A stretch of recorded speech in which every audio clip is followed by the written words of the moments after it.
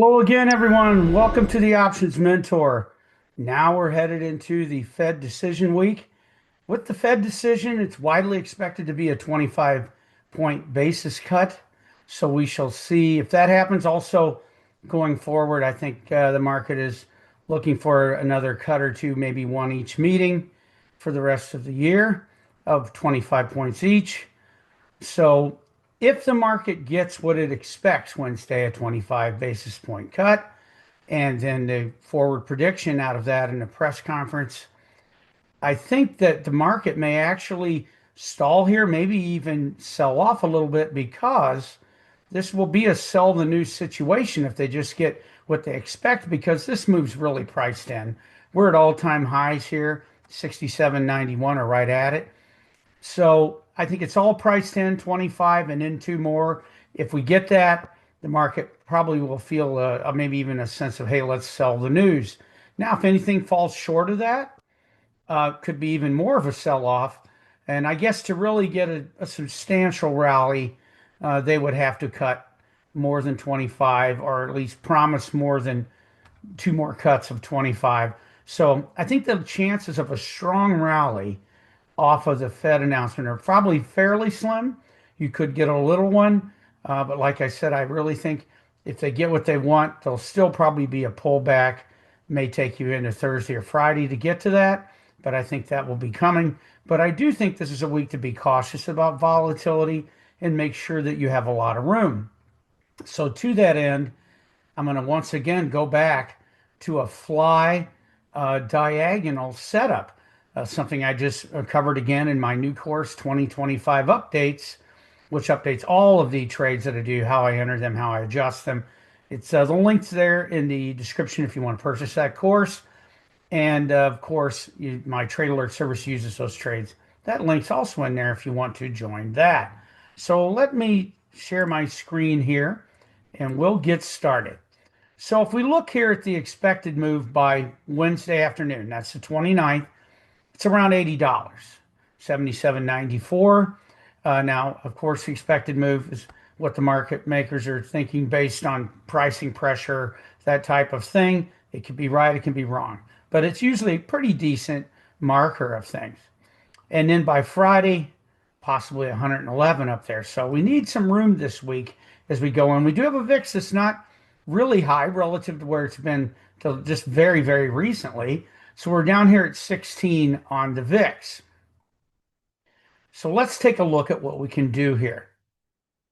So with this trade, I like to go out and get a decent amount of distance with it. So if we go out to November 14th, which I'm going to double check here is a Friday, I believe it is. Yes, so yeah, 14th, it is a Friday, and it is 19 days out. So you could go out another week if you wanted. The further out you go, generally the price would be cheaper for the trade. And also it'd be a little flatter on the edges. It'd be a little more peaceful. However, you would be giving up time decay, speed. Time decay would be a little slower. So let's look at a setup here. So here we are with the SPX. I'll use Friday's close at about 67.90. So if we go up 60, let's see if we can get away with 70 points up. Let's try to go up. You know what? Let's not. Let's go to 68.50. 60 points up. 68.50. And we'll look at buying a butterfly. And the VIX is pretty low here. So I'm totally comfortable with just going up 70, which would be 69.20. I was afraid of that. There was a chance you could always run into that a strike won't be available when it's way out of the money at a place the market's never been before in particular. So let's look. What if we did this and this? All right, so we're going to try one last thing here, and then we might end up having to move out to the following week. I guess I should have looked at this beforehand, shouldn't I? 26 days out. So this will be an even more peaceful trade. Yes, lots of activity here with these options. So let's just use this week. I think we'll be in good shape with that. All right, so we'll change this to the 21st. By the way, I know this trade's way out in time, but you'll probably be out of this in a week to 10 days if you don't end up adjusting it. even though it's out that far. So let's see, and this should be a very safe trade when we're done setting this up. So six, not perfect, but pretty safe. As safe as you can probably get in this market if you're in it at all. So up 70, let's see if we can do that, see if that strike's available. It is. All right, 68.50, 69.20. And then we're going to go down. That's up 70. We'll go down 80 for the long on the bottom.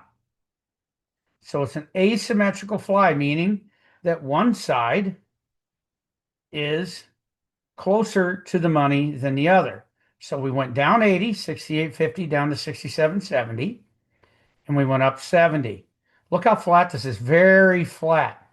It's a nice looking graph there. Now we're in the lower end of it, but that's because we're going to add a put diagonal to it. Now you can see here Vega's short. So volatility went up. That could be a bit painful here in the fly. So let's go add something to it. Let's add a put diagonal. And I like a put diagonal here because it gives you a little more room than if we put a calendar on the bottom. And I think you may need room if there's any disappointment this week to the downside, right? So 67.91, maybe let's see if we can go down to, let's see if we can get away with 67.10. That might be a little bit too far down with our put diagonal, but we're going to check it out. So we're going to buy the 67.10. We're going to sell the 6,700. We'll do that 2 times. Let's take a look. All right. Yes, I don't mind this trade at all. We're right there, even in the middle of the trade. Watch what happens when I go forward with time. You can actually make more money in here than you could have at expiration. It's an interesting phenomenon, but you never want this bite to be too far below zero because then it can get negative on you in there and stay that way. So we're going to look at it this way here with lots of room. Let's see, by the way, sometimes you can get away with only buying one put diagonal, which would be a little cheaper. Now, see, that doesn't look as good, does it? So I think two's better. So we're buying 2 put diagonals, 6710, 6700.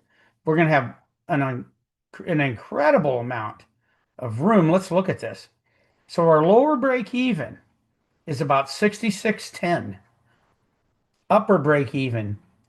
Well, let's just go to where we'd even adjust. So you might have to adjust at about 6820, or maybe we'll just say 6880 or not. We'll just say 80. So that would be well over almost 300 points wide if we did this trade. So before you'd even have to adjust. So that gives you a lot of room. We could blow through even up to, at 68.50 if we did have a decent rally. Probably stall out around there because often those 50s can be a bit of resistance. And on the downside, well, go ahead and it could even drop over 100 points. We got lots of room. And by the way, this would swell up a little because that component of the trade is long Vega if we did go down. But look what we've done to Vega. We're 15 Vegas long. Remember, with just the fly, we'd be 78 short. So volatility went against us at $78 a point that would be going against us. And if we look at just the put diagonal, we'd be very long, 94 Vegas. So if it went against us, we'd lose $94 a point. But here we've basically taken Vega out of the equation. Only $16 either way if volatility goes up or down. So that means that this trade will really be about theta, and it'll be about price movement, obviously, right? We want it to stay within our graph. Now, as it's comprised and currently priced, this trade would cost you about $2,700, right? You got 1675, and then 2 times it would be about 1120 for 2 of these. So we'd be about 2,800 bucks. So you'd be looking for maybe around 250, 280 profit just on time decay alone.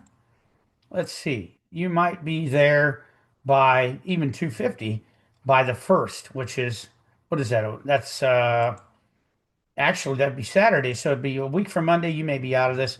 I think you'd have a chance.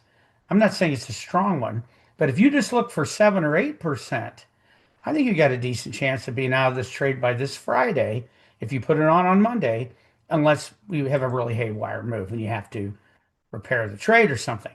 Other than that, I think it has a great chance of being out in a week, maybe just over. Very little vol component. Now, between now and Wednesday afternoon, when the Fed announcement comes out, don't expect much. Don't expect to see this thing, oh my goodness, it's getting there, it's 5% up or something. I'd be very surprised by that because everything will probably be held back a little bit. Not so bad in this expiration because it's so far out, but you will see things kind of the IV elevated. So it might actually hold back time to care, make it appear that it is until after that announcement, maybe into Thursday. And by the way, on Friday, we do have a GDP, which is an inflation number, which of course highly, um, or not an inflation number, but a market, something that the market strongly looks at. So that's just another big report there that we'll have on Friday. But I think this trade has lots of room for you. Very good chances. By the way, you could do this in SPY, be much cheaper. You may have to be a week wide with the put options or something because SPY many times doesn't have all those expirations available. But if you could do something like this in SPY, it'd be cheaper. ES futures are fine, be about half this price. So that's something else you can do this in. Any of those S&P products with good liquid options. All right, that's what I have for this week. Don't forget to check out the links in my description if you want to train with me every day, or email me at that email address there if you want to find out about one-on-one mentoring with me. I will be back next Sunday with another edition of the Options Mentor. Hope you all have a great Fed week and be careful out there with this one. Bye-bye.